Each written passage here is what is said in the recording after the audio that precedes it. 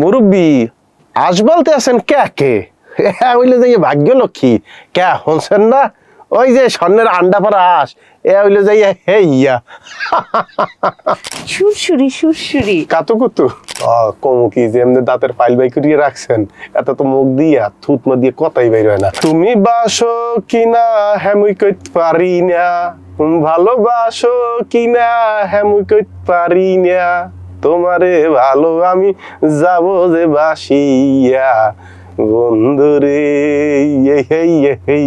এরকম আর কি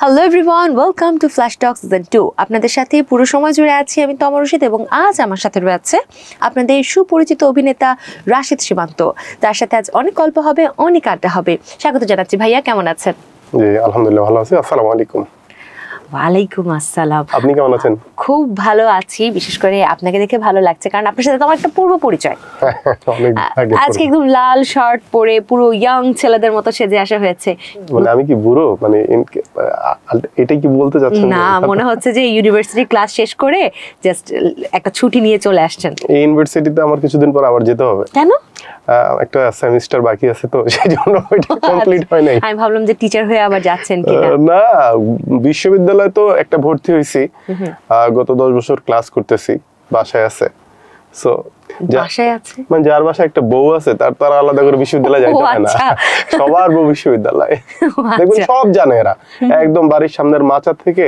নাসা পর্যন্ত এমন কোনো বিষয় নাই ঘরের বউরা জানেন বাহ সো প্রতিনিয়ত শিখি মাচা থেকে নাসা পর্যন্ত হ্যাঁ তো এদের কাছে প্রতিনিয়ত শিখি এবং আমি তো শিখেই যাব সো ওইটা বলা যায় যে আমরা বিবাহিত পুরুষরা বিশ্ববিদ্যালয়ের স্টুডেন্ট আচ্ছা আচ্ছা ভাই একটু চলে যায় জীবনের গল্পে অভিনয়ের জীবনটা কিভাবে শুরু হলো হুট করে কি এটা আমি আরো বেশ কয়েকবার আগে বলেছি আমি একটা বেসরকারি টেলিভিশনে কর্মরত ছিলাম এবং সেই টেলিভিশনের একটি গুরুত্বপূর্ণ দায়িত্ব আমি ছিলাম আর কি আমি as a head of marketing ছিলাম এবং একই সাথে প্রিভিউ কমিটির মেম্বার ছিলাম আমি তো দেখা যেত যে যখন আমাদের কাজ ছিল প্রিভিউ কমিটির মেম্বার হিসেবে নাটক দেখা যে নাটকটা কিভাবে হচ্ছে প্রচারের আগে যেটা আমরা প্রিভিউ করি আর কি তো দেখতে গিয়ে আমার অনেক সময় অনেকের অভিনয় সবার অভিনয় দুর্দান্ত কিছু কিছু জায়গায় তো ভালো লাগতো না যে এই ডেলিভারিটা এইভাবে না দিয়ে যদি আরেকটু এইভাবে দেওয়া হইতো তাহলে মনে হয় ভালো হতো তো প্রিভিউ কমিটি আমরা 5 জন মেম্বার অন্যান্য ডিপার্টমেন্টের হেডরাও ছিল এরা এটা নোটিস করে আমাদের ওই টেলিভিশন ব্যবস্থাপনা কর্তৃপক্ষ বলে যে আমরা রাশিদকে নিয়ে একটা কাজ করতে পারি কিনা আমি জানতাম না সেটা তো 2018 সালের ঈদুল ফিতরের ইমিডিয়েট আগে আমাকে অফিস জানায় মানে আমার বস যে তুমি এই কাজটা করো তা আমি তো বলছি যে না এটা সম্ভব না কারণ আমরা ধরুন যে সাকিব আল হাসান মাশরাফি বা ইভেন সচিন ধোনি বিরাট কোহলি এদেরও ভুল ধরি কিন্তু টেলিভিশন সামনে কি মারলো এটা কিন্তু যে খেলে সে বুঝে যে কি করা উচিত ওইখানে তা আমি এরকম ভুল ধরতাম কিন্তু আমি তো জানতাম না এটা আমার উপরেই এসে পড়বে আবার অফিস অর্ডার বস বলতেছে সবাই মিলে ধরছে কলিগরা যে এটা করতেই হবে ফাইনালি করলাম আলহামদুলিল্লাহ 2018 সালে ঈদুল ফিতরে গেল যে নাটকটার নাম ছিল যেই লাউ সেই করলো এরপরে হয়ে গেল পুরো বুম এই যে ভাইয়া মার্কেটার থেকে অভিনেতা এখন কি নিজের খুদ নিজে ধরেন হ্যাঁ আমি একটা নাটক যখন আমার অন ইয়ার যায় ওই নাটকটা যখন আমি দেখি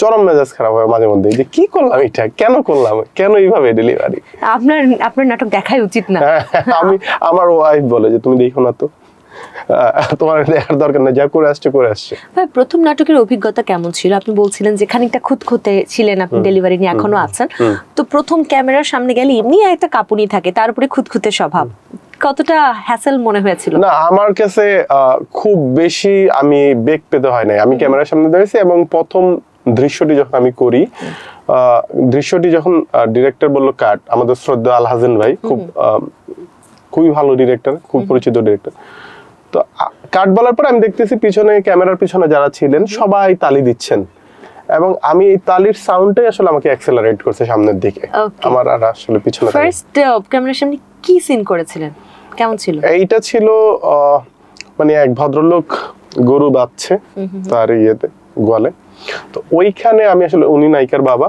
তো আমি আসলে মূলত দেখতে যাই হলো নায়িকাকে তো ওই ভদ্রলোক জানে যে আমি খুবই দুষ্ট, আমার বাবাও খুবই দুষ্ট, যে কারণে নাটকের নাম ছিল যে এলাও সেই কদু। তো ওই ভদ্রলোক আমাকে দেখতে পারে না, বাট ওনাকে কনভিন্স করার জন্য আমি যাই। কনভিন্স করতে যাই, একটা পর্যায়ে উনি আমাকে চায় যে আমি গরুর যে দড়ি আছে ওইটার সাথে আমাকে বেঁধে রাখবে। তো এরকম একটা দৃশ্য ছিল মজার, আমি ছুটে আসি এখান থেকে বা এখান থেকে পালায় আসি। আচ্ছা ভাইয়া, আপনার বেশিরভাগ কাজই দেখি যে বরিশালের আঞ্চলিক ভাষায় করা হয়, এর পেছনের কারণটা কি? আসলে বেশিরভাগ কাজ না, কিন্তু বেশি হিট কাজগুলো হচ্ছে বরিশালের ভাষায়। এই কারণে সবই, হ্যাঁ, ইভেন তো আমার যেমন প্রথম যেই নাটকটির কথা বললাম যেই লাউ সেই কদু, এটাও ছিল বরিশাল। তো ফার্স্ট ইমপ্রেশন দর্শকের কাছে, তো এইটা খুব দর্শক ভালোভাবে নিয়েছিল। এরপরে আবার হাবুর স্কলারশিপ নামে একটা ধারাবাহিক সিরিয়াল করি, ওইটাও বরিশালের ভাষায়, যে কারণে মনে হচ্ছে যে বরিশাল নাটক অনেক বেশি করেছি। বাট বরিশালকে আমি পার্সোনালি আমি খুব পছন্দ করি, কারণ এই বরিশালের ভাষায় এত রস, বরিশালের মানুষের সাথে মিশছি, বরিশালে গিয়েছি অনেক, সো দুর্দান্ত। তার মানে কি আপনি বরিশালের? আমি আমার জন্ম বড় সব ঢাকায়। আচ্ছা। আমার যখন জন্ম হয় তার কিছুদিন আগে বা পরে আমাদের বাড়ি নদী ভেঙে ফেলে, আমার নদী প্রবল এলাকা আর কি। তো ওইখানে না, যে কারণে আমার যাওয়া হয় না খুব একটা, কিন্তু আমার অরিজিন কিন্তু বরিশাল বেসড। আচ্ছা, বরিশালের মনু, বরিশালের মনু বলতে পারে কিছু একটা ডায়লগ হয়ে যাক তাহলে। কমু কি যে এমনি দাঁতের ফাইল বাই করিয়ে রাখছেন, এত তো মুখ দিয়ে থুতমা দিয়ে কথাই বের হয় না। এইটা আমি কিছু বুঝতে পারিনি যদিও। ভাই পরিবারে কে কে আছে? পরিবারে সব আছে, শুধু আমার দুনিয়ার সবচেয়ে বড় দুইটা সম্পদ নাই, এছাড়া বাকি সবাই। আমার আব্বু আম্মু নাই, একজন 2013-তে আর একজন 2018-তে আমি হারিয়েছি। এছাড়া সব আছে, ভাই আছে, বোন আছে, ওয়াইফ মানে বাচ্চা আছে, ভাইস্তা ভাইগনা ভাইগনি সব আছে। দারুণ ভাই, অনেক বিষয় নিয়ে আলোচনা হচ্ছে, কিন্তু একটা গেম সেগমেন্টে চলে যেতে চাই। ভিউয়ার্স, চলে যাচ্ছি গেম সেগমেন্ট গেস দ্য ওয়ার্ডে।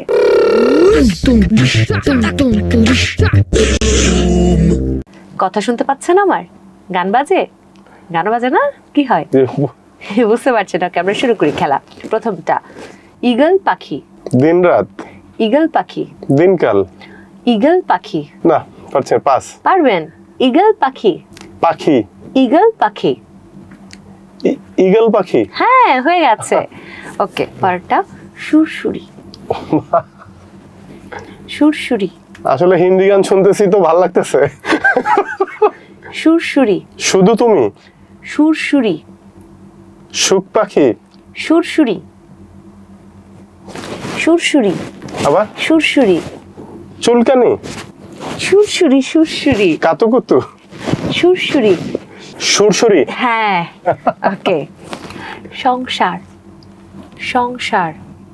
সংসার। আরে পেরে গেছেন বাবা। টক্কর। তোমার। টক্কর।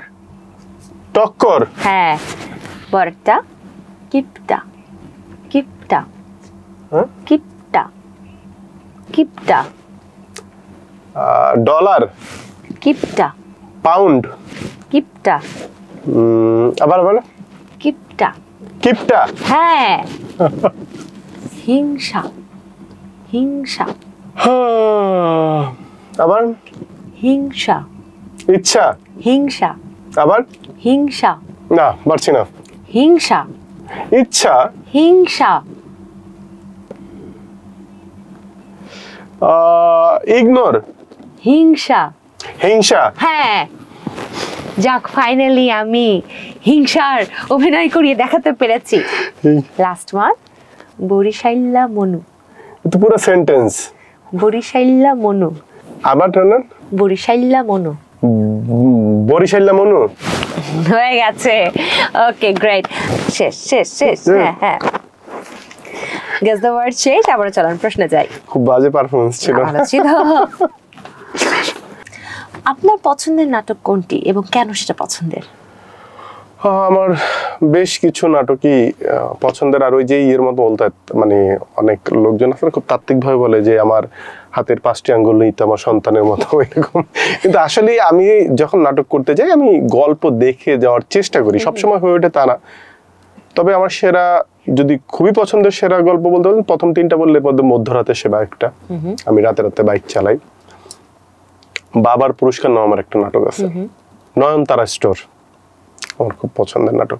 এছাড়া অন্তত আমি 10-15টা নাটকের নাম বলতে পারবো যেগুলো আমি করে তৃপ্ত যে এই কাজগুলো আমার। আচ্ছা আদিফ হাসানের, মঈন খানের কিছু নাটক আমি করছি, ভালো লাগছে। ভাই এমন কোন নাটক আছে যেটা করার পরে আসলে আপনি সন্তুষ্টিতে পৌঁছাতে পারেননি, আপনার কাছে মনে হচ্ছে কাজ করাটা বৃথা? না, এই সংখ্যাই তো অনেক বেশি। সেটা আমি ডিরেক্টর বা রাইটারকে বলবো না, সেটা আমি এই ব্যর্থতা আমি আমার নিজের কাঁধেই নিতে চাই। অনেক সময় মনে হয়েছে ডেলিভারিগত করার জন্য মনে হয়েছে যে এই ডেলিভারি ভাবে দেওয়া ঠিক হয় নাই।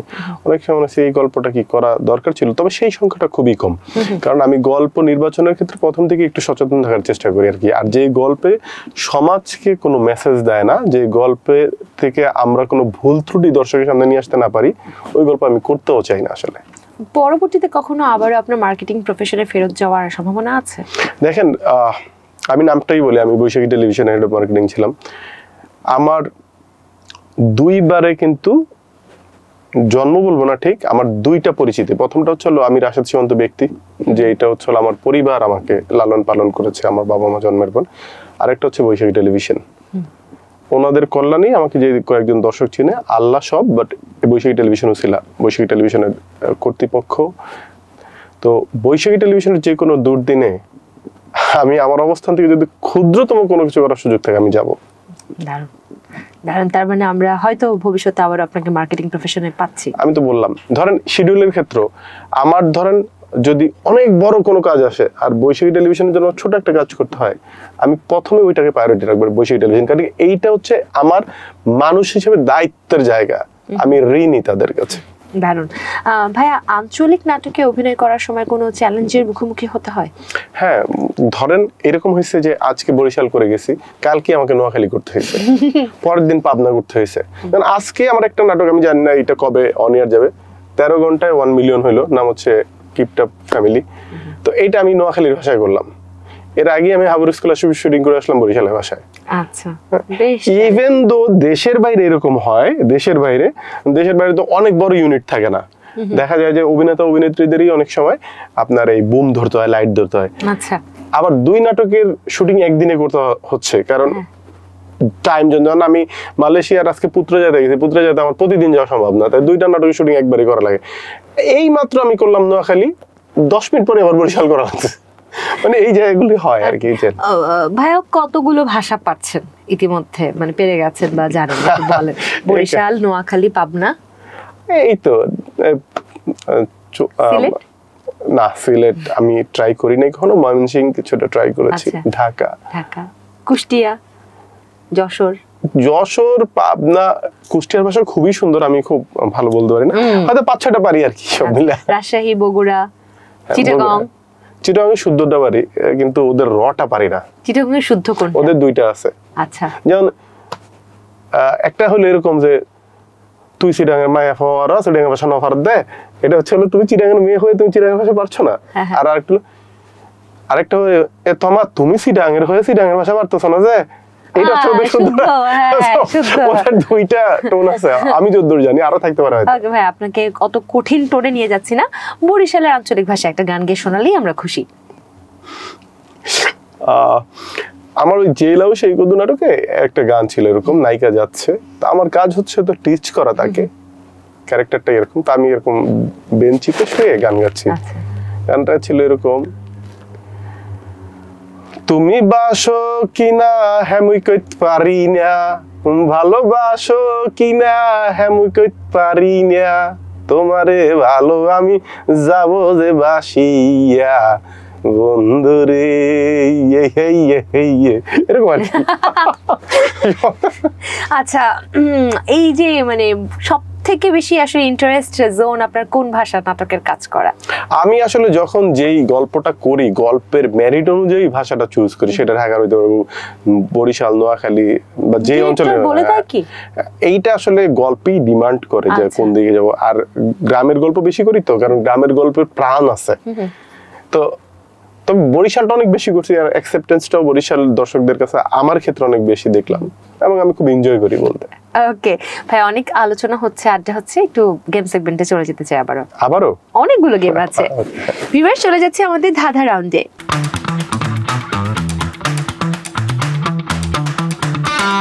প্রথম ধাঁধা আপনার জন্য। এতটুকু ঘরখানি চুনকাম করা, কোনো মিস্ত্রির সাধ্য নাই ভাঙ্গা আবার করার, জিনিসটা কি? কবর তো না, চুনকাম করা যেহেতু, মানে এটা কোনো মিস্ত্রি বানাতেও পারে না, ভাঙতেও পারে, মানে ভেঙে আবার করতেও পারে না, আচ্ছা প্রাকৃতিক একটা জিনিস। কি বলেন তো? এতটুকু ঘরখানি চুনকাম করা, কোনো মিস্ত্রির সাধ্য নাই ভাঙা আবার করা। পারবো না। এই জিনিসটা খুব ছোট, প্রাকৃতিক একটা জিনিস, সমুদ্রে পাওয়া যায়। শামুক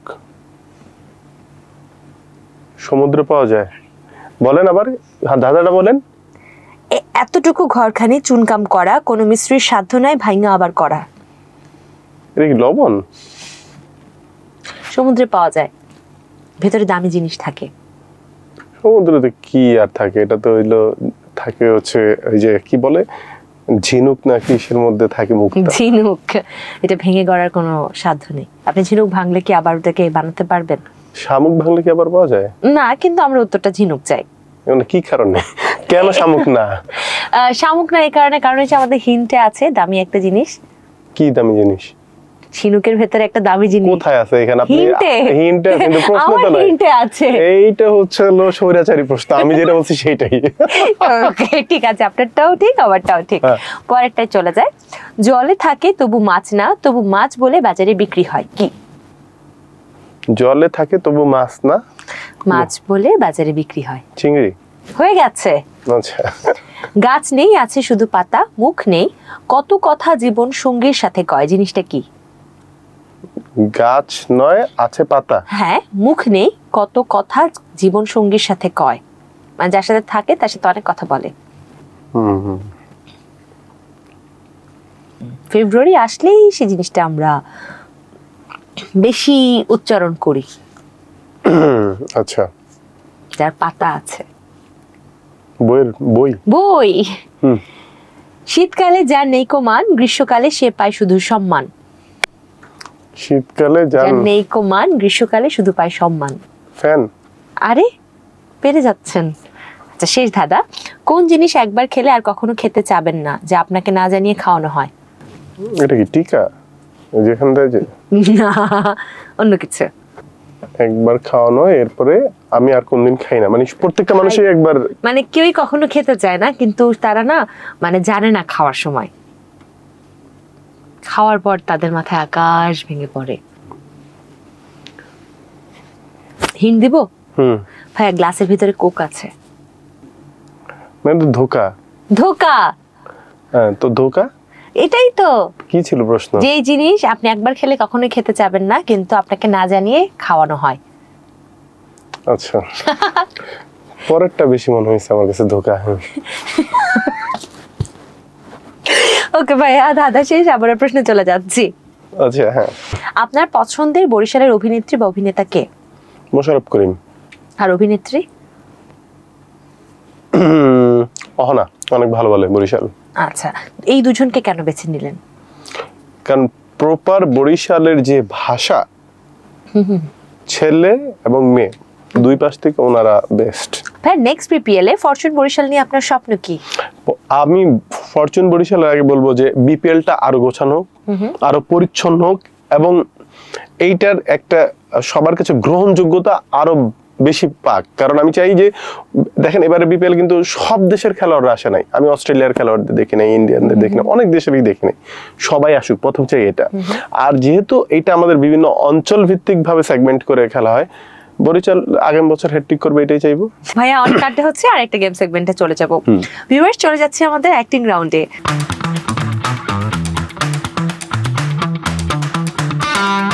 ভাইয়া, অ্যাক্টিং রাউন্ড, এটাতে অবশ্যই আপনি 10-এ 100 পাবেন। এবার 4টার মধ্যে যে কোনো একটা সিলেক্ট করেন। এটা ওকে, কি? এটা এখন অ্যাক্ট করে দেখাতে হবে। যে ভদ্রলোকের সংলাপটি আমার হাতে পড়েছেন, তিনি হচ্ছেন বাংলা চলচ্চিত্রের খুবই শক্তিমান অভিনেতা ডিপজল ভাই।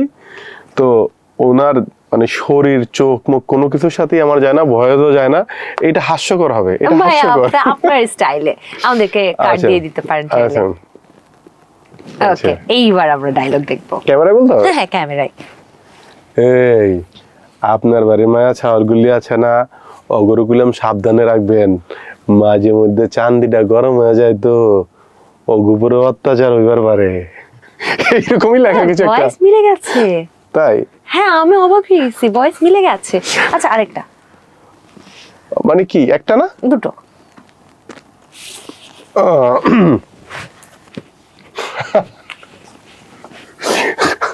এটা তো আমার সংলাপ। নাটকের নাম হচ্ছে বরিশাল টু ঢাকা। ওই এক ভদ্র লোকের কাছে আমি হাঁস বিক্রি করি, সেই সংলাপ না? সংলাপটা ছিল এরকম যে, মুরব্বী আজ বলতে আছেন কে কে হইলে যে ভাগ্য লক্ষ্মী কে হনছেন না, ওই যে স্বর্ণের আন্ডা পরা আস হইলে যাই হে ইয়া।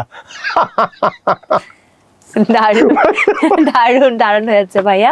আমরা একদম আয়োজনের শেষ প্রান্তে এসে পড়েছি, দর্শকদের কিছু বলতে চান? হ্যাঁ বলতে চাই, অবশ্যই বলতে চাই। কি বলতে চান ভাইয়া? দর্শকদের বলতে চাই এইটাই যে আপনাদের কাছে আমি এত কৃতজ্ঞ যেটা আসলে বলে শেষ করতে পারবো না। এটা সবাই বলে, কিন্তু আমি মন থেকেই বলছি, কারণ আমার মতো একটা সাধারণ ছেলেকে আপনারা এত ভালোবাসা দিয়েছেন, এত উৎসাহ দিয়েছেন। আমার কাছে মনে হয়েছে আমি যতটুকু ভালোবাসা আপনাদের কাছ থেকে পেয়েছি সেই পরিমাণ ভালো কাজ আসলে আমি করতে পারিনি। এটা আমার প্রতি আপনাদের অতিরিক্ত ভালোবাসা, এবং এটা আমার জন্য ভয়ের কারণও। কারণ আপনাদের এই ভালোবাসা আমাকে অনেক বেশি দায়িত্ব আমার কাঁধে তুলে দেয়। আমি চেষ্টা করবো আপনাদের জন্য ভালো ভালো কাজ করার।